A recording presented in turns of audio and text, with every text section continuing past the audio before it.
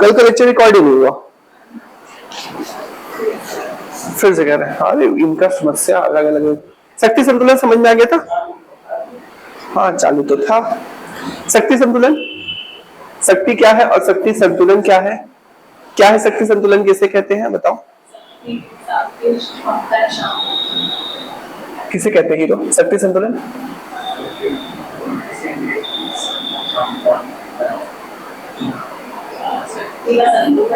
आप बताइए।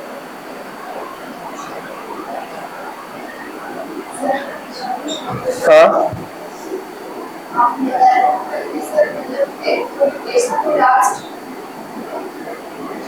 ठीक, आगे बोलो। हाँ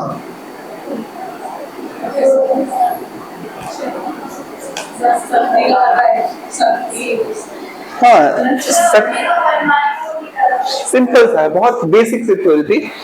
किसी भी देश का इतना सबल नहीं बनने दिया जाए कि वह दूसरों की सुरक्षा के लिए खतरा बन जाए, बस इसे ही क्या कहा जाता है? शक्ति संतुलन। शक्ति संतुलन के अंतर्गत अपनी आपसी शक्ति संबंधों को बनाते हैं। ठीक है, फिर हमने देख लिया था शक्ति संतुलन के अलग परिभाषा। शक्ति संतुलन सभी राष्ट्रों में इस प्रकार की व्यवस्था, किसी भी सदस्य को इतने सबल बनने न दिया जाए कि वह दूसरे राष्ट्र को अपने खतरा बन सके। शक्ति संतुलन के प्रमुख घटक या उपाय क्या होते हैं? कैसे शक्तियों का बैलेंस किया जाता है? तो अंतरराष्ट्रीय स्तर पर गठजोड़ किया जाता है। आप देखोगे एक देश दूसरे देश से कई प्रकार की संधियां करता है, समझौते करता है ना? ये अंतरराष्ट्रीय कन्वेंशन दिखते ना, जैसे भारत ने रसिया के साथ किया, भारत ने अमेरिका के साथ परमाणु करार किया। ये परमाणु करार क्या चीज है? एक प्रकार का शक्ति संतुलन है।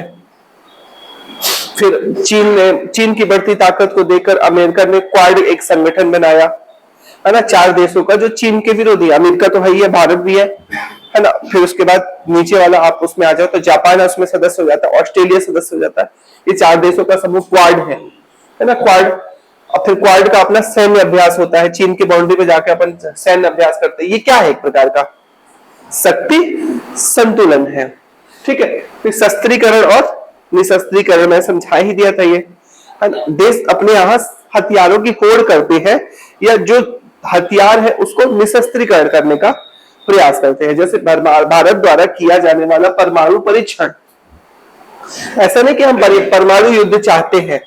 हमारा तो पहले से ये नियम है कि हम कभी भी फर्स्ट वॉर नहीं करेंगे, परमाणु युद्ध नहीं करेंगे, लेकिन फिर भी परमाणु हथियार रखना हमारे लिए क्यों जरूरी है? इसका सीधा सा उत्तर है शक्ति संतुलन, है ना। शक्ति संतुलन के लिए परमाणु हथियार रखना हमारे देश में आवश्यक है। या किसी भी प्रकार के हम विमान खरीदते हैं, जैसे भारत ने अभी हाल ही में राफेल खरीदे, तो राफेल इसलिए नहीं खरीदे कि हाल ही में कोई युद्ध होने वाला है। उसका मेन उपाय क्या होता है? शक्ति संतुलन। क्षतिपूर्ति होती है। क्षतिपूर्ति जैसे किसी भी राज्य में कोई दूसरा बड़ा स्टेट हानि देता है तो उस पर एक दबाव डाला जाता है कि आपको कंपनसेशन देना पड़ेगा। फिर बफर स्टेट वाला कॉन्सेप्ट मैंने बताया था, आगे एक टॉपिक आएगा छोटा सा, बफर स्टेट।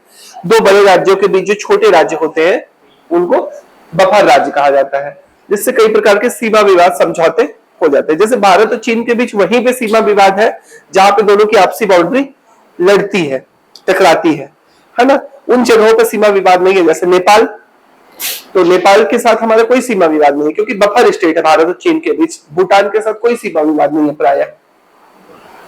फिर उसके बाद हस्तक्षेप और अहस्तक्षेप, दूसरे देशों में उसके मामलों में हस्तक्षेप करना या अहस्तक्षेप की नीति का पालन करना। फिर विरोधियों को बांटना और तटस्थ बना देना, है ना, कि विरोधी के गुट है उसको प्रयास किया जाता है कि उसको आपस में तोड़ दिया जाए और उसके किसी एक राष्ट्र को अपना मित्र बना लिया जाए। या संतुलनधारी, है ना, बैलेंस बनाना। ये चीजें हमने कल देख ली थी। जैसे गठजोड़ और प्रति गठजोड़ में मैंने बताया था कि शक्ति संतुलन बनाने के लिए साधारण तरीका गठजोड़ किया जाता है ना। दूसरे देशों से शक्ति समझौते किए जाते हैं। ये समझ में आ रही बात है? बहुत बेसिक सी है। शस्त्रीकरण और निशस्त्रीकरण ये भी समझ में आ गई थी कि शक्ति संतुलन बनाए रखने का तरीका शस्त्रीकरण और निशस्त्रीकरण होता है। फिर उसके बाद क्षतिपूर्ति, है ना, एक राज्य को उतना वापस देना जितने उससे लिया गया है, इसे क्षतिपूर्ति कहते हैं। बफर स्टेट, है ना, शत्रु राज्यों को दूर रखकर रोका जा सकता है कि बीच में कोई दूसरा स्टेट बना लो तो शत्रु राज्य आपके अपने आप दूर हो जाएंगे।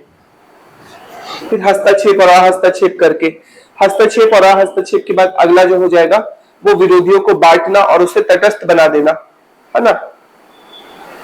फिर उसके बाद अगला जो तरीका होगा वो शक्ति संतुलन बनाए रखने के लिए संतुलनधारी है। संतुलनधारी मतलब इसको मध्यस्थता, जैसे अमेरिका इस समय पूरी दुनिया में मीडिएटर की भूमिका निभाता है ना, कि दो राष्ट्र लड़ रहे हो, एक ऐसे व्यक्ति के पास जिसका दोनों पर विश्वास हो, जिन दोनों का विश्वास हो। जैसे अभी हाल ही में यूक्रेन और चाइना की वॉर, ये आपने देखा था, अमेरिका मध्यस्थ की भूमिका। इस समय बड़े डोनाल्ड ट्रंप बड़े आगे बढ़ के मध्यस्थ बनना चाहते हैं, तो इसके माध्यम से भी शक्ति संतुलन बना रहता है। इसके बाद मैंने क्वेश्चन लिखा दिए थे, आपको दे दिए थे ना, ये पीपीटी मैंने फॉरवर्ड कर दिया ना। हाँ, राष्ट्र से क्या सही, पहला टॉपिक यहाँ पे कंप्लीट होता है। फिर दूसरा टॉपिक हमने चालू किया था, ये क्वेश्चन मैंने लिखा दिए थे, इसके सारे आंसर आप लोग लिखिएगा। अच्छा, मैंने एक बार ये बोला था ना कि अनसॉल्व जो है, क्या कह रहा था मैं, हाँ, अनसॉल्व से दर्शन शास्त्र वाले चरवाक, जैन, बौद्ध और शंकर के क्वेश्चन निकाला, कर लिया होगा, केवल 1 साल के। 19 से 24 बोला था ना, 19, 20, 21, 22, 23, 24, 6 सालों में नहीं किया। करते क्या हो, 4 बजे के बाद क्या करते हो?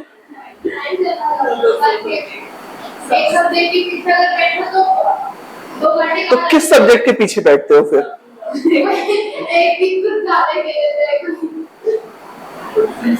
बच्चों पढ़ाई करो, मतलब टाइम मैनेजमेंट भी एक तरीका होता है।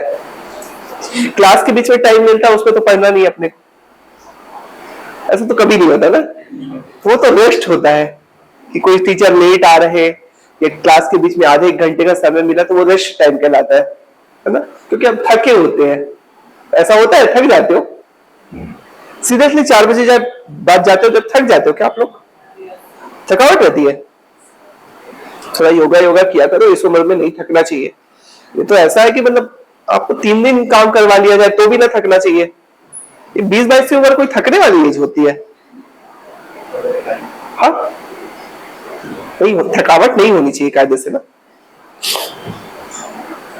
राष्ट्रीय सुरक्षा, हित और जरूरत, नेशनल सिक्योरिटी आज का टॉपिक है हमारा। ठीक है, फिर से शुरू से चालू करते हैं। क्या होती है नेशनल सिक्योरिटी? सिक्योरिटी समझते हो आप लोग? सुरक्षा, हालांकि मैंने बता दिया था ये चीजें ना। सिक्योरिटी है ना, क्या होती है सिक्योरिटी, किसे कहते हैं सिक्योरिटी? ये शब्द सुना है, सुरक्षा। डेफिनेशन परिभाषित करने की कोशिश कीजिए, सिक्योरिटी को कैसे परिभाषित करोगे? जैसे आप लोगों ने अपने देश की तकनीक को और संस्कृति पर्यावरण को सुरक्षा कहलाता है। सभी है व्यवस्थित बनाए रखना। देखो, सिक्योरिटी एक व्यवस्था है, पहली चीज। सुरक्षा क्या होती है? एक व्यवस्था है जिसके माध्यम से संप्रभुता की रक्षा की जाती है। समझिए, फिर से रिपीट करता हूं, है ना। ये व्यक्तिगत संप्रभुता भी हो सकती है ना। जैसे अपने घर की सिक्योरिटी अगर बात करें तो घर की सिक्योरिटी क्या है? एक प्रकार की व्यवस्था करते हो ना, ताला लगा दिया, गेट बड़ा सा लगा दिया सिक्योरिटी में, या और ज्यादा है व्यवस्था करनी है तो एक सिक्योरिटी गार्ड को भी बैठा दिया वहां पे। तो सुरक्षा क्या होती है? एक प्रकार की जाने वाली व्यवस्था है, ये समझना ना। सुरक्षा क्या है? एक प्रकार से की जाने वाली व्यवस्था है जिसके माध्यम से क्या करते हैं हम? सिक्योरिटी क्यों की जाती है? क्या उद्देश्य होते हैं सिक्योरिटी के? हम अपनी संपत्ति को बचा सके, है ना। हम अपने लोगों को, घर के सदस्य रह रहे उन्हें किसी भी प्रकार, घर के मामले में हम बोले कि सिक्योरिटी हम क्यों व्यवस्था करते हैं, घर की सिक्योरिटी क्यों जरूरी है? 3-4 मामलों के लिए। जैसे पहला, हम पहले तो व्यक्तिगत सुरक्षा कर सके कि कोई ऐसा व्यक्ति ऐसा ना आ जाए, जो अपराधी व्यक्ति जो हमारे घर के, हमें या हमारे घर के किसी सदस्य को किसी भी प्रकार की हानि पहुंचा सके। फिर दूसरे नंबर पे हम अपनी संपत्ति की सुरक्षा करते हैं कि भाई जो इतनी मेहनत से, खून पसीने की कमाई से थोड़ा बहुत बचा रखा है, जोड़ रखा है, वो चीजें बची रहे, यथावत रहे। तीसरे नंबर पे अगर हमारा कोई व्यापार और व्यवसाय हमने संचालित कर रखा है तो उसको बचाए रखना, यही तो बेसिक उद्देश्य होते हैं। सिक्योरिटी एक प्रकार का बचाव भी तो है ना? तो सिक्योरिटी क्या है?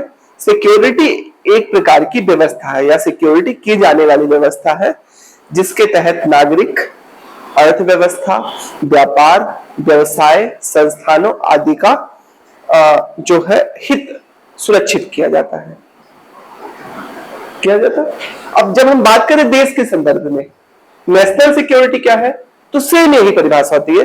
नेशनल सिक्योरिटी राष्ट्र की ऐसी व्यवस्था है जिसके माध्यम से राष्ट्र के नागरिकों की रक्षा, राष्ट्र की संप्रभुता की रक्षा, राष्ट्र की अर्थव्यवस्था की रक्षा, राष्ट्रीय संस्थानों की रक्षा, राष्ट्रीय संपत्ति आदि की रक्षा सुनिश्चित की जाती है।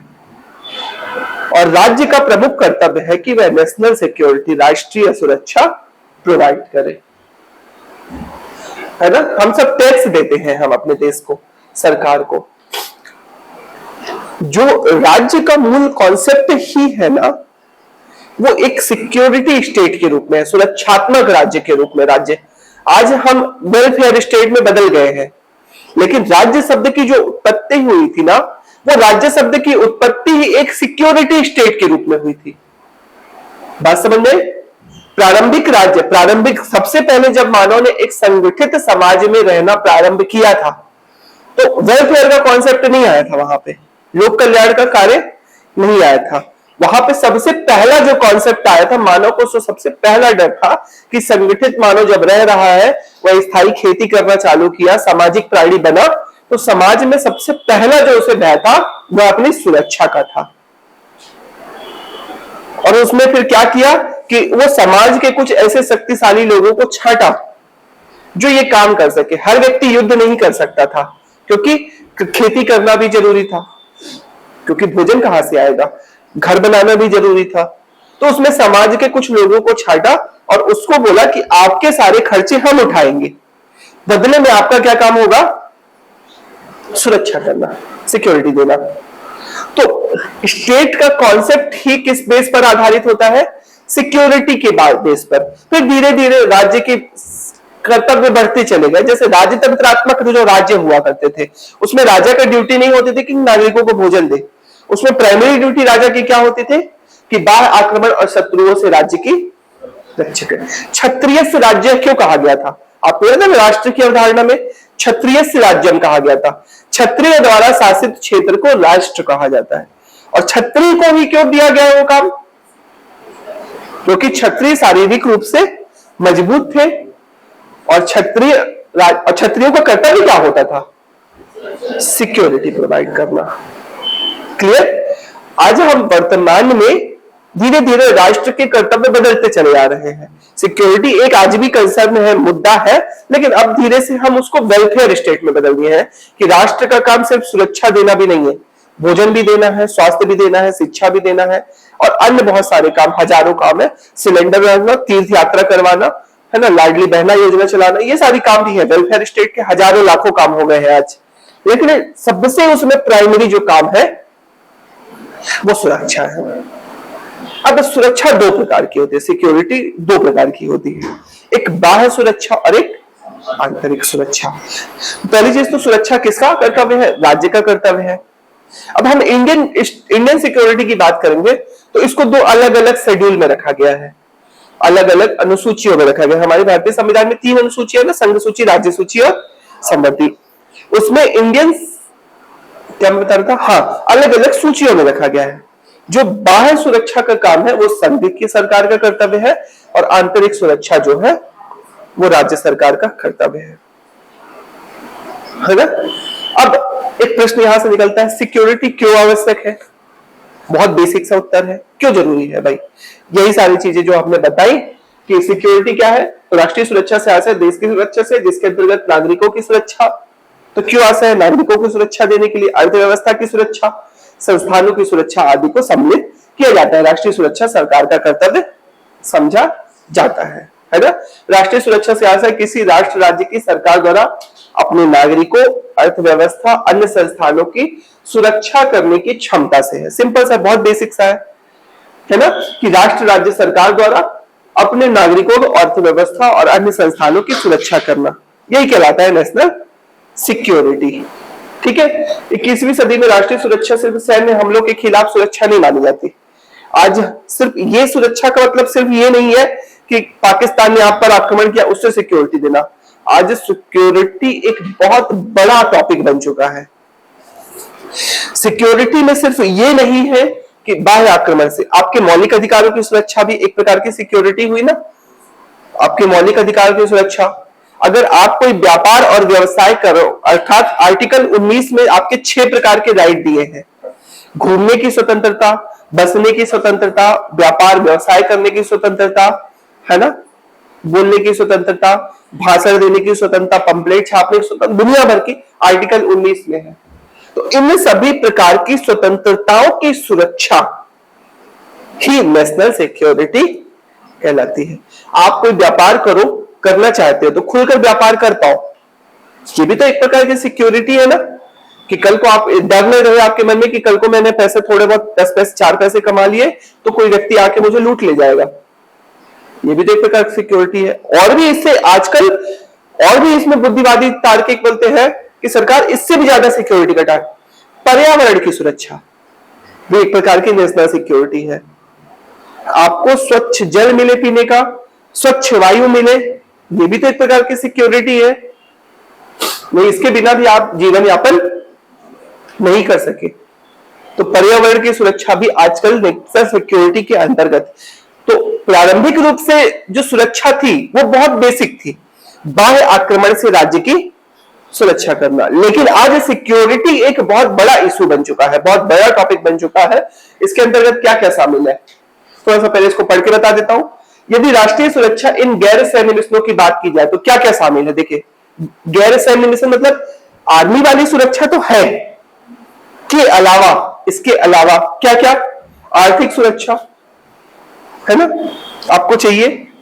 फिर राजनीतिक सुरक्षा है ना, राजनीतिक सुरक्षा मतलब लोकतंत्र में राजनीतिक सुरक्षा का तात्पर्य 3 प्रकार की सिक्योरिटी होता है। पहला, वोट डालने की स्वतंत्रता, अपने मनचाही सरकार चुनने की स्वतंत्रता और स्वयं सरकार बनने की स्वतंत्रता। अगर कल को आप निर्वाचन प्रक्रिया में स्वयं पार्टिसिपेट करना चाहो तो सरकार आपको इस चीज की गारंटी दे, इस चीज की सिक्योरिटी दे कि आप खुलकर चुनाव लड़ पाओगे और कोई आप पर अनावश्यक दबाव नहीं डाला जाएगा। यही होती है राजनीतिक सुरक्षा। एनर्जी सिक्योरिटी, 21वीं सदी में एनर्जी सिक्योरिटी भी एक बहुत बड़ा मुद्दा है जो सरकार का कर्तव्य है। आपके घर में ऊर्जा की जो बेसिक आवश्यकताएं हैं, सोलर एनर्जी के अलावा, सोलर एनर्जी भगवान ने दी है, इसके अलावा आपको एलपीजी कनेक्शन चाहिए, आपको पेट्रोल डीजल वाली सिक्योरिटी चाहिए, आपको विद्युत ऊर्जा चाहिए। आज हम कई प्रकार की ऊर्जाओं का उपयोग अपने दैनिक जीवन में करते हैं और ये हमारी मूलभूत आवश्यकताएं बन चुकी है। आज बिजली के बिना हम जीवन जी पाएंगे? नहीं जी पाएंगे। एलपीजी के बिना जीवन जी पाएंगे? भाई खाना किससे बनाएंगे? एलपीजी नहीं होगा तो हम मन काटेंगे। लेकिन उसके लिए भी हमें सिक्योरिटी तो चाहिए कि हमारे पास ये ईंधन होगा जिससे हम अपना भोजन पका सके। तो ईंधन की सुरक्षा भी एक प्रकार की सिक्योरिटी हुई कि नहीं? सोचो, अगर ईंधन नहीं होगा तो देश में अगर अचानक पता चले कि देश के पास 1 महीने का ही, जैसे कुछ दिन पहले आज से 6 महीने पहले शायद न्यूज में बड़ा चला था कि हमारे पास कोयला खत्म होने वाला है। आज कोयला हमारे पास 1 महीने के लिए कोयला बचा है, अगर नई खदान नहीं मिली तो कोयला खत्म हो जाएगा। और कोयला खत्म हो जाएगा तो हमारी 90% जो विद्युत है वो तो कोल ईंधन है, तो देश में तबाही मच जाएगी ना। तो एनर्जी सिक्योरिटी भी नेशनल सिक्योरिटी का पार्ट होता है। भूमि की सुरक्षा, मातृभूमि मतलब आपकी जन्मभूमि, अगर आप कोई लैंड खरीदते हो या जिस लैंड में आपने जन्म लिया है उसकी सिक्योरिटी करना भी किसकी ड्यूटी है? सरकार की सुरक्षा है। साइबर सिक्योरिटी, ये भी आज एक बहुत बड़ा मुद्दा है, नवीन मुद्दा है ना। ये तो एक मिनट की रिंगटोन सुना के पागल किए हैं, लेकिन उसका बस काम नहीं चलेगा। नागरिक जागरूकता, सरकार की भी ड्यूटी है कि नागरिकों को साइबर रूप से सुरक्षित बनाए। मानव सुरक्षा, व्यक्तिगत मानव की सुरक्षा, राइट्स की सुरक्षा और पर्यावरण सुरक्षा जैसे विषय शामिल है। तो नेशनल सिक्योरिटी में समझ गए इतने सारे टॉपिक शामिल है। कौन कौन से टॉपिक? ये पहला आर्थिक, 1 राजनीतिक, 2 ऊर्जा सुरक्षा, 3 मातृभूमि सुरक्षा, 4 साइबर सुरक्षा, 5 मानव सुरक्षा, 6 पर्यावरण सुरक्षा, 7 ये सारी चीजें मिलकर क्या बनाती है? National security. ठीक है, समझ आया? राष्ट्रीय सुरक्षा की सुनिश्चितता हेतु सरकारें कूटनीति के साथ साथ राजनीतिक, आर्थिक और सैन्य शक्ति आदि रणनीतियों पर अमल करती है। ये तो हम जानते ही है। प्रारंभ में जो शुरुआत हुई थी नेशनल सिक्योरिटी की, जैसा कि मैंने आपको बताया, नेशनल सिक्योरिटी की शुरुआत को बेसिक जो कॉन्सेप्ट था कि सैन्य हमलों से आपकी रक्षा करना, क्योंकि दुश्मन देश आप पर हमला ना कर पाए, सरकार की क्षमता के रूप में परिभाषित किया गया था। आज इस परिभाषा में अन्य गैर सैन्य पहलू भी शामिल है, जैसे अपराध और आतंकवाद से सुरक्षा, आर्थिक सुरक्षा, पर्यावरण सुरक्षा, खाद्य सुरक्षा, फूड सिक्योरिटी। ये भी एक बड़ा मुद्दा है कि खाद्यान्न देश में बचा रहे, अभी है ना। अब कौन से ऐसे फैक्टर्स है, ये अपने से बताओ, फिर हम इससे बताएंगे। सिक्योरिटी हमें चाहिए किससे? ऐसे कौन से तत्व हैं जो हमारी सिक्योरिटी को प्रभावित कर सकते हैं?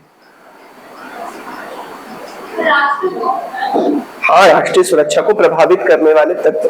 राष्ट्रीय सुरक्षा समझ गए? तो अगर राष्ट्रीय सुरक्षा को परिभाषित करने की कोशिश करेंगे, हम आंसर लिखा देंगे अभी।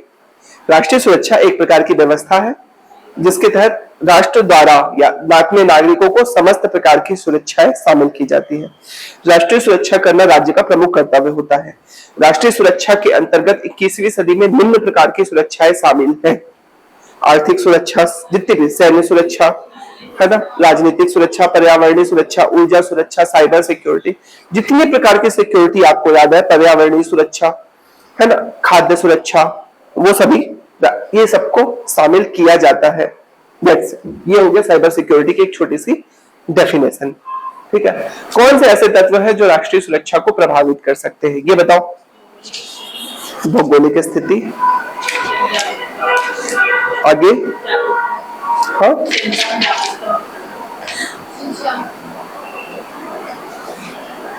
देखो, टेक्नोलॉजी, राजनीतिक व्यवस्था, आंतरिक व्यवस्था, कल बता दिया था क्या मैंने? नहीं बताया था। बताओ कौन कौन सी चीजें हैं जो नेशनल सिक्योरिटी को प्रभावित कर सकती है। देखो, नेशनल सिक्योरिटी को ना, सबसे पहले राष्ट्रीय सुरक्षा को प्रभावित जो होते हैं, राष्ट्र के भौगोलिक कारक प्रभावित करते हैं, है ना। इसके अंतर्गत भूगोल से देश की स्थिति, आकार, स्वरूप, जलवायु, सीमाएं, ये सारी चीजें शामिल होती हैं। भौगोलिक कारक मतलब कोई राष्ट्र भौगोलिक रूप से किस भूमि पर स्थित है, उसकी सीमाएं अन्य राज्यों से कैसे लग रही है, उसके पास किस प्रकार के खनिज संसाधन है, जल संसाधन है, पर्यावरणीय संसाधन है, ऊर्जा संसाधन है, ये चीजें पहली होती है। इसके अंतर्गत क्या क्या शामिल होता है? किसी भी देश की सुरक्षा का अध्ययन करते समय उस देश की भू राजनीतिक प्रभाव का अध्ययन करते हैं, है ना। भौगोलिक कारकों का अध्ययन के अंतर्गत पहले उस देश की क्या आती है? अवस्थिति, है ना। बहुत बेसिक सा है। सिक्योरिटी का सबसे पहला कंसर्न जो होता है आपकी भौगोलिक स्थिति पर होता है कि आप पृथ्वी में कहां पर स्थित है आपका देश। क्लियर? बहुत सारे ऐसे देश हैं जो बिना किसी सिक्योरिटी की व्यवस्था किए स्वतः सुरक्षित होते हैं, बहुत ज्यादा उनको व्यवस्थाएं नहीं करते। हालांकि आजकल जो युद्ध है वो जरूरी नहीं है कि जमीन में लड़े जाए, आसमान में भी युद्ध लड़े जाते हैं। किसने सोचा था कि अमेरिका ने वियतनाम पर हमला करेगा? 1965 से 1980 के तक लड़ाई लड़ी थी अमेरिका ने वियतनाम में। वियतनाम का अफ्रीका के मध्य में, और अमेरिका कहां? उत्तरी अमेरिका में। हजारों किलोमीटर दूर आज देश, एक देश दूसरे देश से युद्ध कर सकते। अफगानिस्तान पर आके अमेरिका ने हमला किया, क्यों? तो सिक्योरिटी सिर्फ आज जमीन पर स्थिति होना जरूरी नहीं है। तो किसी भी देश की स्थिति के आधार पर उस देश की जलवायु, आर्थिक शक्ति और राष्ट्रीय स्थिति का निर्धारण किया जाता है। भौगोलिक अवस्थिति के कारण ही आर्थिक नीति, राजनीतिक परिणाम तैयार करती है। समुद्रिक अवस्थिति के कारण ग्रेट ब्रिटेन द्वितीय विश्व युद्ध में संपूर्ण, ये सब लिखना नहीं, सिर्फ समझाने के लिए होता है। नौ शक्ति के रूप में छाई रही, इसी कारण से लगभग सभी महाद्वीप पर ग्रेट ब्रिटेन ने अगर पूरी जीता था, कहा जाता है सेकेंड वर्ल्ड वॉर, उसमें कहा जाता है कि उसकी भौगोलिक स्थिति बहुत महत्वपूर्ण थी, है ना। क्योंकि किसी भी देश की सिक्योरिटी में उसकी जमीनों का, क्योंकि उसकी रॉयल नेवी थी, उसके पास बड़ी सेना थी, और ब्रिटेन पर हमला करना किसी देश के लिए इतना आसान नहीं था। क्योंकि एकदम देखो आप कहां पे जाके स्थित है, चारों तरफ समुद्रों से घिरा हुआ प्रदेश है, और नेवी उसकी इतनी मजबूत है कि समुद्री मार्ग से आप उस पर आसानी से पहुंच ही नहीं सकती हो। ठीक है, फिर यूरोप के अन्य देश ब्रिटेन का मुकाबला नहीं कर पाए। फिर दूसरे नंबर पे सिक्योरिटी का कंसर्न होता है आकार और स्वरूप, है ना। इसका अपना महत्व है। किसी भी देश का आकार उसकी शक्ति का प्रयोग उपयोगी भी हो सकता है और अनुपयोगी भी। ठीक है। राजनीतिक इकाइयों के विकास का आकार एक महत्वपूर्ण भूमिका निभाता है, क्योंकि विशाल आकार के अभाव में कोई भी देश सैन्य शक्ति के रूप में नहीं उभर सकता। सिंपल है, विशाल आकार होना चाहिए। बड़े देश अपने आप सिक्योर होते हैं, मतलब बहुत डर नहीं होता। छोटे देशों को हमेशा डर बना रहता है। आकार में जनसंख्या भी आ जाती है, परंतु जनसंख्या संख्यात्मक के साथ साथ गुणात्मक भी होनी चाहिए। तीसरे नंबर पे जलवायु, नेशनल सिक्योरिटी को बिल्कुल प्रभावित करती है जलवायु, है ना। जलवायु का महत्वपूर्ण योगदान है। विशाल आकार वाले देश में जलवायु में भिन्नता पाई जाती है। जिन क्षेत्रों में अधिक गर्मी, सर्दी, शुष्कता, वर्षा पड़ती है, अनेक कठिनाई आती है। इस कारण उस देश की प्रगति में प्रायः बाधक होती है। जलवायु को प्रभाव रणनीति पर भी पड़ता है, क्योंकि यह किसी प्रकार के वातावरण के सामरिक कार्रवाइयों पर प्रतिबंध लगाती है। ठीक है। फिर राष्ट्रीय सुरक्षा के आर्थिक कारकों में, अगर ये तो चारों हुए ज्योग्राफिकल कारक। ज्योग्राफिकल कारक में पहला अवस्थिति, दूसरे नंबर पे आकार, तीसरा जलवायु। ठीक है, ये हुए ज्योग्राफिकल कारक। आर्थिक कारक कौन से होते हैं राष्ट्रीय सुरक्षा को जो प्रभावित करते हैं? किसी देश की इकोनॉमी भी नेशनल सिक्योरिटी को प्रभावित करती है, ये तो आप फैक्ट मानोगे। जो देश आर्थिक रूप से जितना अधिक वर्तमान में समृद्ध है, उतना ही ज्यादा सिक्योर है, सुरक्षित है। ये बात तो समझते हो, है ना। आर्थिक संसाधन आज आपके पास है तो आप कुछ भी ऐसी सिक्योरिटी की व्यवस्थाएं कर सकते हो जो पहले के जमाने में नहीं की जा सकती थी। पहले के समय सिक्योरिटी के लिए आपके पास बड़ी सेना होना जरूरी है, लेकिन आज जरूरी नहीं है कि बड़ी सेना ही आपके लिए हो। कई ऐसे दुनिया के छोटे देश हैं जिनकी भौगोलिक स्थिति भी बहुत अच्छी नहीं है, उनके पास एक बड़ी सेना भी नहीं है, लेकिन अपने आप में दुनिया के सबसे सिक्योर देश समझे जाते हैं। उदाहरण जापान। जापान की भौगोलिक स्थिति बहुत अच्छी नहीं है, हर दिन भूकंप आते हैं कहा जाता है वहां पे, है ना। समुद्र के बीच एक छोटा सा द्वीपीय देश है, 4 द्वीपों का समूह है। जानते हो ना, जापान प्रशांत महासागर में 4 छोटे छोटे द्वीपों का तो समूह एक देश है। बताओ द्वीपों के नाम क्या है? आइलैंड, होक्काइडो, होन्शु, शिकोकू और क्यूशु। ये 4 द्वीप है। इन 4 आइलैंड एक लंबे कतार में जमे हैं ऊपर से नीचे तक, लेकिन फिर भी अपनी आर्थिक स्थिति की वजह से वह दुनिया के सबसे सुरक्षित देशों में समझा जाता है। तो राष्ट्रीय सुरक्षा का रक्षा संबंधी कारकों में आर्थिक कारक भी महत्वपूर्ण है, ये हम जानते हैं। आर्थिक कारक में प्राकृतिक संसाधन, ऊर्जा संसाधन, परिवहन और यातायात क्षमता, औद्योगिक क्षमता, अर्थव्यवस्था, ये सारी चीजें आर्थिक कारकों में आती है। किसी भी देश की आर्थिक स्थिति पर ही उसकी सशस्त्र सेनाएं निर्भर करती है। सेना के गठन, शस्त्र, अस्त्र, रणनीति एवं सामरिक स्थिति कुछ भी अर्थव्यवस्था पर निर्भर करती है। दैट्स इट, है ना। अब राष्ट्रीय सुरक्षा के कॉन्सेप्ट अपन को देखना है। एक प्रश्न यहां से कंप्लीट होता है। पहला प्रश्न लिखिए, इसका उत्तर लिखना है आपको, या नहीं बनेगा तो बताइए तो मैं लिखवा देता हूं। राष्ट्रीय सुरक्षा किसे कहते हैं? क्या राष्ट्रीय सुरक्षा से क्या आशय है?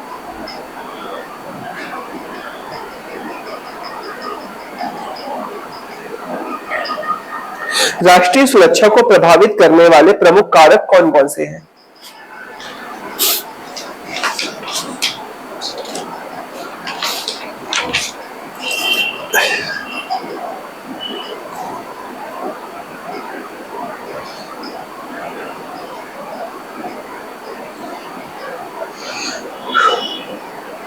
सिंपल, ये बनेगा प्रश्न, पक्का बन जाएगा। नेशनल सिक्योरिटी को अगर डिफाइन करना हो तो कर लोगे, है ना। इसको प्रभावित करने वाले कारक लिख लोगे।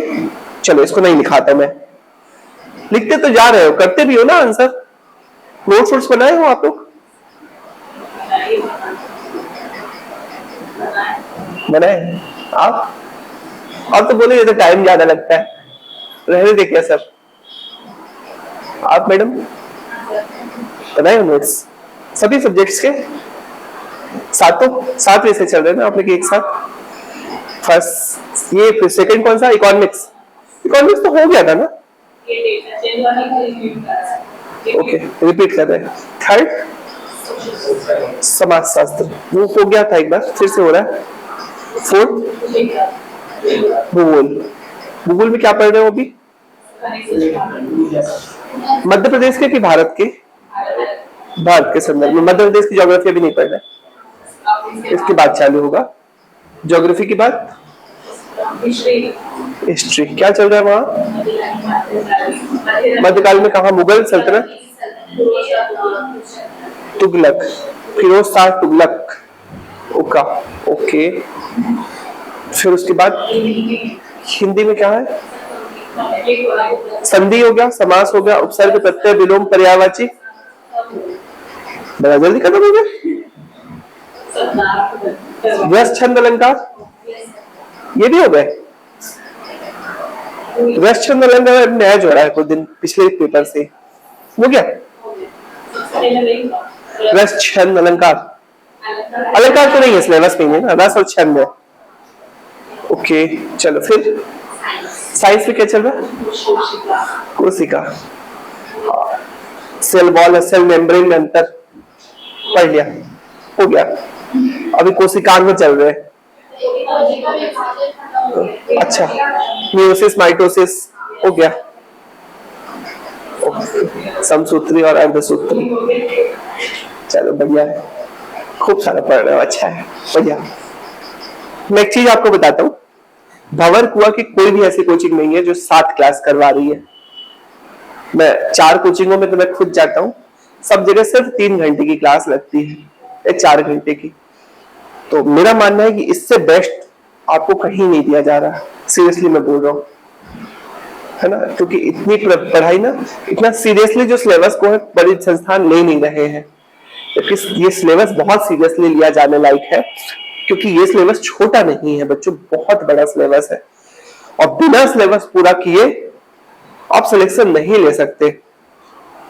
और संस्थान में अगर आपने एडमिशन लिया है तो संस्थान की जवाबदारी होनी चाहिए कि आपका सिलेबस वो कंप्लीट करवाए सीरियसली। तो बढ़िया है। अब राष्ट्रीय सुरक्षा के कॉन्सेप्ट आते हैं। देखो 2 प्रकार के कॉन्सेप्ट है, इसमें भी कुछ है नहीं। एक पारंपरिक धारणा, जो परंपरागत रूप से सिक्योरिटी समझ शब्द, अगर पहली बार आप बोलो राष्ट्रीय सुरक्षा तो आपके मन में जो पहला विचार आता है वो पारंपरिक धारणा है। और एक नवीन अवधारणा जिसको अपारंपरिक अवधारणा भी हम कह सकते हैं। पारंपरिक अवधारणा क्या थी? सिक्योरिटी मतलब क्या? किससे सुरक्षा करना? सीधी से बाह्य आक्रमणों से सुरक्षा करना। ये नेशनल सिक्योरिटी की हमेशा से पारंपरिक कॉन्सेप्ट यही कहलाता है। वर्तमान में नवीन कॉन्सेप्ट क्या है? नेशनल सिक्योरिटी मतलब, वर्तमान में नवीन कॉन्सेप्ट बहुत ब्रॉड हो गया है। जैसा कि मैंने आपको बताया कि नेशनल सिक्योरिटी मतलब सिर्फ ये नहीं है कि, है ना, आपको सैन्य हमला, आजकल किसी देश को बर्बाद करने के लिए सेना से आक्रमण करने की जरूरत नहीं। आज हजारों कारक है, अमेरिका बैठे बैठे किसी देश पर वहां पर निपटा देता है उसको, है ना। रूस ने अभी यूक्रेन में बिना हमले के ही शुरुआत में सिर्फ साइबर हमला करके तबाही मचा दी थी। उस देश के इंटरनेट और सारी सुविधाएं बंद। इंटरनेट बंद हुआ ना तो आपकी जितनी व्यवस्थाएं चल रही हैं, आप सोचो आज दिन के लिए इंटरनेट पूरा लॉकडाउन कर दिया जाए इंटरनेट को, क्या होगा? आपकी बैंकिंग व्यवस्था से लेकर शिक्षा व्यवस्था, संचार व्यवस्था, कम्युनिकेशन, है ना, सारी व्यवस्थाएं आज किस पर आधारित है? इंटरनेट पर। एक दिन के लिए इंटरनेट को हैक कर लिया जाए देश में, है ना। सोचो आज दुनिया के पास, अमेरिका और रसिया के पास ऐसी मिसाइलें हैं जो यहां से बैठे सैटेलाइट को उड़ा सकती है, आपके सैटेलाइट तक पहुंच सकती है। बस उसने 4 मिसाइलें छोड़ना है, आपकी सैटेलाइट को उड़ा देना है। लड़ाई खत्म हो देश पहले से ही, है ना। उनके लिए आपने देखा अभी हमास पर हमला करने के लिए इजराइल ने क्या किया था? अभी कुछ दिन पहले आपने सुना होगा, पेजर हमला। क्या है? मोबाइल सिक्योरिटी का कंसर्न होता है, तो मोबाइल फोन जो होता है ना वो सिक्योरिटी कंसर्न, उसको बहुत आसानी से हैक किया जा सकता है। तो उन्होंने क्या इस्तेमाल किया? पुरानी टेक्नोलॉजी हमास ने, पेजर फोन क्या होते थे? इतने बड़े जो कार्डलेस जैसे फोन होते हैं ना, उसको पेजर कहा जाता है? उसमें इतनी बड़ी डंडी होती थी, हाँ हेलो वो बात करते, उसको पेजर फोन कहा जाता है। पेजर को हैक नहीं किया जा सकता क्योंकि पेजर लैन, लोकल एरिया नेटवर्क पर आधारित होता है उसको, क्योंकि वो सैटेलाइट से कोई लेना देना नहीं। वो 1-10 किलोमीटर दूर किसी व्यक्ति को संदेश भेजना है तो वो आपस में कनेक्ट हो जाते हैं दोनों फोन, और उसी से होता है। इजराइल ने क्या किया था? पता किया था कि हमास पेजर का इस्तेमाल करने वाला है। इजराइल ने एक फर्जी कंपनी बनाई, कहां पे? जर्मनी में जाके, है ना, कौन सी, पेजर बनाने वाली कंपनी। अब किसी तरह से जो पेजर का ऑर्डर था वो उस कंपनी को दिलवा दिया। मतलब हमास गया ऑर्डर लेने कि भाई किसी कंपनी से पेजर बनवाना है, तो बोले हमें 5000 पेजर की जरूरत है। तो वो 5000 पेजर जो है वो जर्मनी की एक कंपनी से मंगाए गए। वो जर्मनी की एक कंपनी से पता चला कि इजराइल ने ही वो कंपनी फर्जी 10 साल पहले बना रखी थी कि कभी ना कभी तो ऑर्डर देंगे, और उसी कंपनी को ऑर्डर दिया। 10 साल पहले वो कंपनी बनी हुई थी, ऑर्डर दिया। अब पेजर पहुंच गए हमास के पास। ज्यादातर पेजर किसके द्वारा, हमास के सैनिकों और आतंकवादियों के द्वारा इस्तेमाल किए जा रहे थे। इजराइल ने उसके अंदर ऐसी टेक्नोलॉजी लगाई थी कि हर पेजर के अंदर एक बम था, और 10 साल का बाद वो बम इजराइल ने एक बटन दबाया और सारे बम ब्लास्ट हो गए। घर बैठे इजराइल ने सैकड़ों हजारों आतंकवादियों को एक झटके में मार दिया था। किसी की जेल में फटा, बहुत बड़े बम नहीं थे, छोटे साइज के ही थे, लेकिन एक व्यक्ति को अपंग बनाने के लिए पर्याप्त थे, और उसको इस्तेमाल पर्टिकुलर वही व्यक्ति कर रहा था जो आतंकवादी था।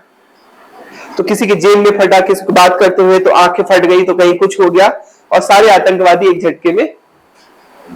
तो आज किसी देश को सिक्योरिटी थ्रेट पहुंचाने के लिए डायरेक्ट नहीं कि तलवार लेके निकल पड़े कि काट के रख दूंगा, सर काटे जाएंगे और ऐसा वाला, ये नहीं रह गया। ठीक है, पारंपरिक कॉन्सेप्ट में यही था। ठीक है, तो अब आते हैं, एक छोटा सा टॉपिक है, राष्ट्रीय सुरक्षा की धारणाएं स्पष्ट कीजिए। तो राष्ट्रीय सुरक्षा की दो अवधारणाएं हैं, है ना, एक होती है पारंपरिक और दूसरी होती है गैर पारंपरिक या अपारंपरिक, जो नवीन अवधारणा आप लिख सकते हो इसको। पारंपरिक अवधारणा क्या कहती है, एक्सटर्नल सिक्योरिटी की बात करती है। पारंपरिक अवधारणा जो प्रारंभिक राज्यों में हुआ करती थी, क्या, एक्सटर्नल सिक्योरिटी से होती है। सुरक्षा को राष्ट्र की सैन्य सुरक्षा की संबंधित धारणा थी, है ना। सुरक्षा की पारंपरिक धारणा में सैन्य खतरे से किसी देश के लिए सबसे ज्यादा खतरनाक समझा जाता था। पारंपरिक धारणा में यही है, कोई देश हमारी बाउंड्री पे हमला ना कर दे। ठीक है, बाहरी सुरक्षा के खतरे के स्रोत से कोई दूसरा देश होता था प्राय, है ना, जो स्रोत होता था उसका कोई जो भी हमला होगा वो किसी दूसरे देश के माध्यम से होगा। वह देश सैन्य आक्रमण की धमकी देकर संप्रभुता, स्वतंत्रता और क्षेत्रीय अखंडता के लिए खतरा उत्पन्न करता था कि भाई मेरी बात मानो, नहीं हम क्या कर देंगे, आप पर हमला कर देंगे। जैसे पाकिस्तान आज भी क्या करता है, हमला कर देंगे आप पर। ये पारंपरिक धारणा थी। बुनियादी तौर पर बाहरी खतरे आक्रमण से निपटने के लिए आक्रमण का शिकार हुए देश की सरकार के समक्ष 3 विकल्प होते थे उस वक्त। पहला, सामने वाले ने कहा कि मैं हमला कर दूंगा, नहीं तो मेरी बात मानो। अब सरकार के पास उस समय 3 विकल्प होते थे, क्या, या तो वह आत्मसमर्पण कर दे, या तो वह आक्रमण के पक्ष की बात किए बिना युद्ध की मान ले, है ना, वह आक्रमण पक्ष की बात बिना, मतलब उसकी बात माने बिना डायरेक्ट कहे कि चलो लड़ी लेते हैं, युद्ध कर लेता था, या हमलावर का डटकर सामना करे, यथासंभव अपनी हानि को कम से कम और शत्रु पक्ष की ज्यादा से ज्यादा हानि पहुंचाए ताकि वह घुटने टेक दे। ये बेसिक रहा, ये पारंपरिक धारणा में यही होता था। नेशनल सिक्योरिटी का मतलब होता था एक्सटर्नल सिक्योरिटी, आप ऐसा लिख सकते हो। और राष्ट्रीय सुरक्षा के प्रमुख घटकों की विवेचना कीजिए, या राष्ट्रीय सुरक्षा के प्रमुख धारणाओं की विवेचना कीजिए, है ना। तो सबसे पहले नेशनल सिक्योरिटी बताओ। पारंपरिक रूप से 2 धारणाएं हैं, एक पारंपरिक धारणा, एक अपारंपरिक या गैर पारंपरिक या नवीन धारणा। पारंपरिक धारणा का सब्जेक्ट क्या था, विषय था बाह्य सुरक्षा से देश की सीमाओं की सुरक्षा करना, जिसका प्रमुख स्रोत कोई अन्य देश हुआ करता था। अन्य देश प्रायः हमला करने, अपनी बात मनवाने के लिए, संप्रभुता के लिए हमला करने की धमकी देता था, जिसके तहत राष्ट्र के पास 3 ऑप्शन हुआ करते थे। पहला, वह तो आत्मसमर्पण कर दे, या आक्रमण के पक्ष की बात किए बिना युद्ध की मान ले, है ना, मतलब, और तीसरे नंबर पे डट कर उसका सामना करे। That's it. हाँ, वही आत्मसमर्पण कर देना एक प्रकार का, या वह आक्रमण पक्ष की बात बिना युद्ध किए मान ले, मतलब युद्ध के लिए मान ले। दूसरा जो कॉन्सेप्ट आता है वो अपारंपरिक धारणा, जो नवीन वाला कॉन्सेप्ट है। आज सिक्योरिटी का मतलब बहुत बड़ा हो गया है ना। सुरक्षा की पारंपरिक न केवल सैन्य खतरों संबंधी रखती है, बल्कि इसमें मानवीय अस्तित्व पर चोट करने वाले अन्य व्यापक खतरों, आशंकाओं को भी शामिल किया जाता है, जो आपके मानवीय अस्तित्व पर खतरा उत्पन्न कर सकते हैं। इस अवधारणा में सरकार इस बात के लिए विवश होती है कि वह किन किन चीजों से सुरक्षा करे। बहुत सारी चीजों से सरकार को आज सुरक्षा करनी पड़ती है ना। किन खतरों से उन चीजों की सुरक्षा करे और सुरक्षा करने के लिए कौन कौन से तरीके अपनाए। बिल्कुल, यहाँ सुरक्षा की पारंपरिक धारणा में सिर्फ भू क्षेत्रों और संस्थानों की सुरक्षा होती थी, है ना। लेकिन सुरक्षा की अपारंपरिक धारणा के संदर्भों में दायरा बड़ा होता है, अर्थात इसमें सिर्फ राज्य ही नहीं अपितु व्यक्तियों, संप्रदायों या कहे तो संपूर्ण मानवता की सुरक्षा की जरूरत होती है। किसी राष्ट्रीय सुरक्षा की अपारंपरिक धारणा को मानवता की सुरक्षा अथवा विश्व की सुरक्षा कहा जाता है। सिंपल, मानवता की सुरक्षा या विश्व की सुरक्षा। इस धारणा में मानवता की रक्षा का विचार जनता जनार्दन की सुरक्षा को राज्यों की सुरक्षा से बढ़कर माना जाता है। सिंपल सा है ना। मानवता की रक्षा का विचार जो होता है जनता जनार्दन की सुरक्षा को राज्यों की सुरक्षा, मतलब राज्य से ज्यादा महत्वपूर्ण यहाँ पे क्या होते हैं, नागरिक होते हैं, उनकी सुरक्षा, मानव की सुरक्षा, है ना। यहाँ पे भूमि की सुरक्षा बस महत्वपूर्ण नहीं होती, यहाँ पे मानव की सुरक्षा ज्यादा महत्वपूर्ण होती है। मानवता की सुरक्षा, राज्य की सुरक्षा एक दूसरे के पूरक होने चाहिए, प्रायः होती भी है। लेकिन सुरक्षित राज्य का मतलब हमेशा सुरक्षित जनता होता, जनता नहीं होता। नागरिकों को विदेशी हमलों से बचाना भले ही सुरक्षा जरूरी शर्त हो, लेकिन इस इतने भर का पर्याप्त नहीं माना जा सकता। अपारंपरिक धारणा के अनुसार मानवता का विदेशी सेना के हाथों मारे जाने के साथ साथ स्वयं अपनी ही सरकारों के हाथों से बचाना भी जरूरी की इंटरनल सिक्योरिटी भी जरूरी होता है। विद्वानों के विचारानुसार सच्चाई यह है कि पिछले 100 वर्षों में जितने लोग विदेशी सेना के हाथों नहीं मारे गए, उससे ज्यादा लोग खुद अपनी सरकारों के हाथों मारे गए हैं। अपारंपरिक सुरक्षा सरोकार धारणा के अनुसार सुरक्षा कई मायने का स्रोत होती है, जैसे आतंकवाद, भयंकर महामारियां और मानव अधिकारों के लिए चिंताजनक प्रहार। That's it. बहुत कुछ है नहीं इसमें। पारंपरिक सुरक्षा और अपारंपरिक सुरक्षा दो कॉन्सेप्ट है। पारंपरिक सुरक्षा समझ में आ गया। अपारंपरिक सुरक्षा क्या है? अपारंपरिक सुरक्षा के अंतर्गत राज्य का कर्तव्य है कि वह नागरिकों को विभिन्न प्रकार की सुरक्षा प्रदान करे। इस सुरक्षा के अंतर्गत सभी प्रकार की 8-10 प्रकार की आप सुरक्षाएं लिख लो। ये राज्य का अपारंपरिक सुरक्षा का नवीन और कॉन्सेप्ट है ना। इसमें महत्वपूर्ण यह बात होती है कि राज्य सिर्फ विदेशी आक्रमण से ही सुरक्षित ना हो, जबकि आंतरिक मामलों में भी राज्य को सभी प्रकार की सुरक्षा प्रदान की जाए। That's it. बन जाएगा ये उत्तर लिखते पक्का। कल कॉपी में 2 प्रश्न लिख के लाना, ठीक है। पहला प्रश्न मैंने लिखा दिया है ना।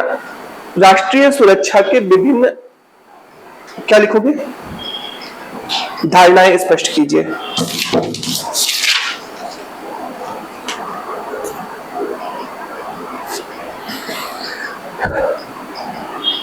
दो ही धारणाएं हैं ना, ठीक है, कर लोगे।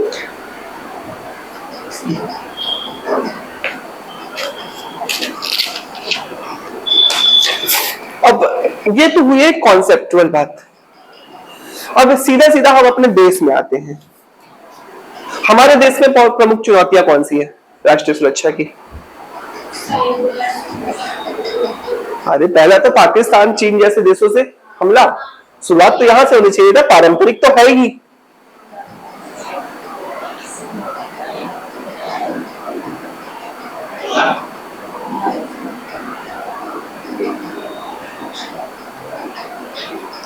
देखो, भारतीय सुरक्षा के अगर हम बात करें देश की राष्ट्रीय सुरक्षा के, तो इनमें 4 घटक हैं। मैं आपको स्पष्ट कर देता हूं, थोड़ा समय कम है, जल्दी से करते हैं इसको।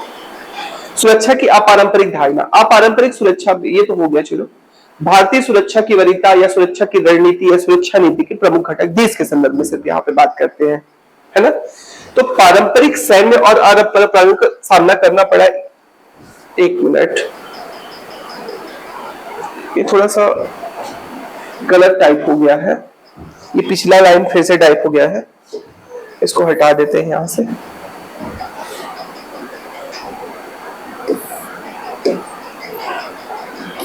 ठीक है, ये वाला टॉपिक मैं बता रहा हूं, भारतीय सुरक्षा के घटक, है ना।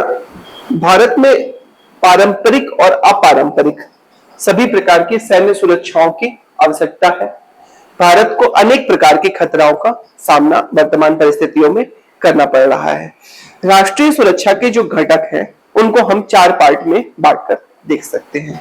पहला पार्ट जो है राष्ट्रीय सुरक्षा के प्रमुख घटक कौन कौन से हैं।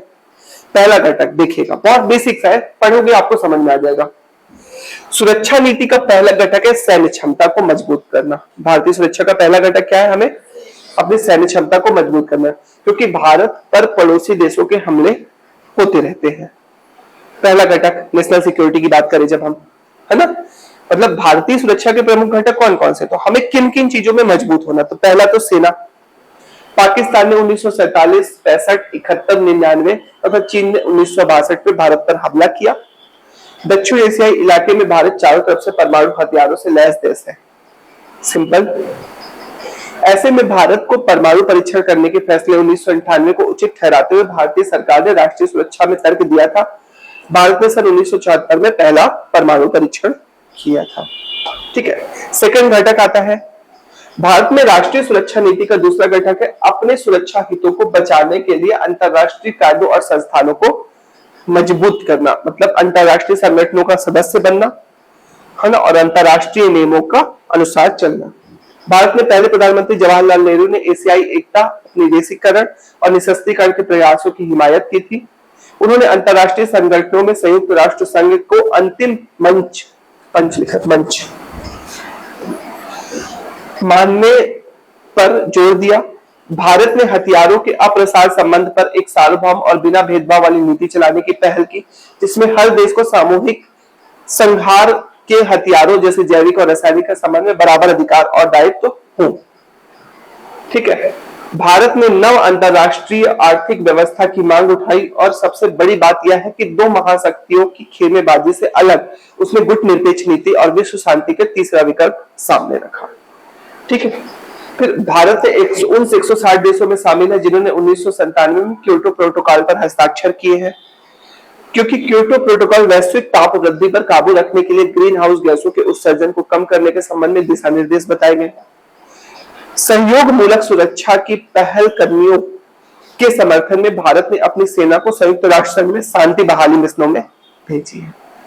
ठीक है। अब समझ में आ रहा है एक बात? आयाम या घटक, राष्ट्रीय सुरक्षा के आयाम।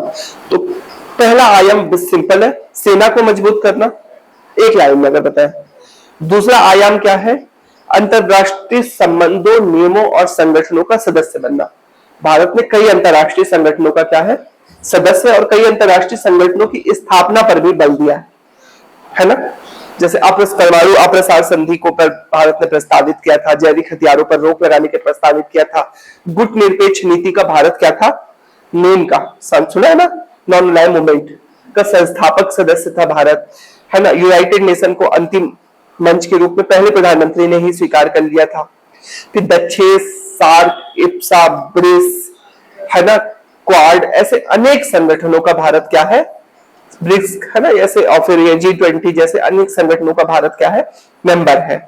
क्योटो प्रोटोकॉल के संस्थापक या प्रारंभिक हस्ताक्षरकर्ता वाले देशों में भारत शामिल था। ये सेकंड हो जाता है। थर्ड, तीसरा घटक है देश की अंदरूनी सुरक्षा समस्याओं को निपटने की तैयारी, इंटरनल सिक्योरिटी की बात आती है तीसरे घटक में। ठीक है। नागालैंड, मिजोरम, पंजाब और कश्मीर जैसे कई क्षेत्रों में उग्रवादी समूहों ने समय समय पर प्रांतों में भारत से अलगाव की कोशिश की, अलग देश बनाने की कोशिश की है ना।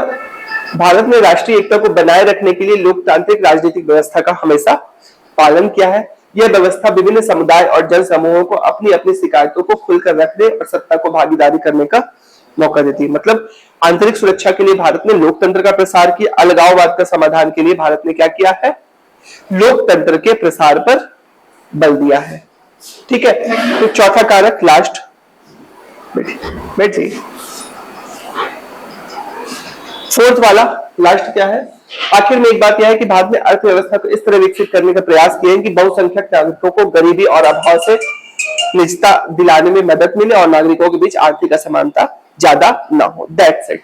तो इंटरनल सिक्योरिटी में आर्थिक विकास इत्यादि शामिल है। ये कंप्लीट होता है आज का। ठीक है। तो इंटरनल मतलब भारतीय राष्ट्रीय सुरक्षा क्या है? भारतीय राष्ट्रीय सुरक्षा के प्रमुख घटकों की विवेचना कीजिए। ये प्रश्न एक तीसरा प्रश्न है आज का। इन तीन में से कोई दो प्रश्न आप आंसर लिख के लाएंगे कल। भारतीय राष्ट्रीय सुरक्षा क्या है? भारतीय राष्ट्रीय सुरक्षा के प्रमुख घटकों की विवेचना कीजिए।